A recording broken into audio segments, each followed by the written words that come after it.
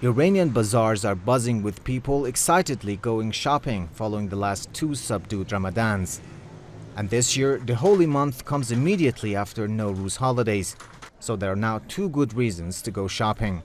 And while there is a more positive vibe in the air, years of US sanctions have taken their toll on average Iranians' fortunes.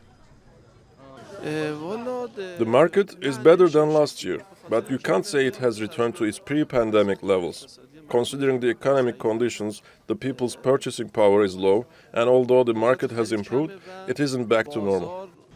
And many people cannot afford to buy all they want for their Ramadan feasts.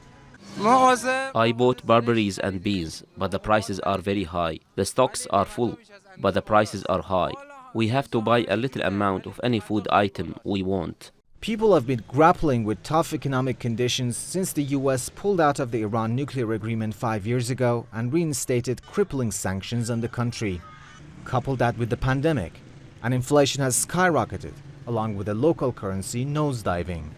But unlike several other countries in the Middle East, Russia's war in Ukraine hasn't had a tangible impact on food prices in Iran.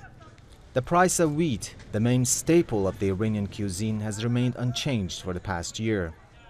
And price rises in other food items has been in line with the usual inflation pattern of the past few years. Food prices are always a sensitive issue during the holy month of Ramadan. This year, the government is relying on reserves and subsidies to cushion the impact that global price increases and import cuts are having on consumers.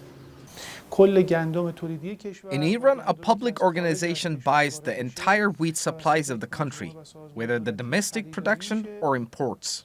The supplies are then stored and are handed over to bakeries with a pre-planned price for the entire year. Therefore, regardless of any changes in world price, the bakeries will pay a fixed amount of price for their wheat.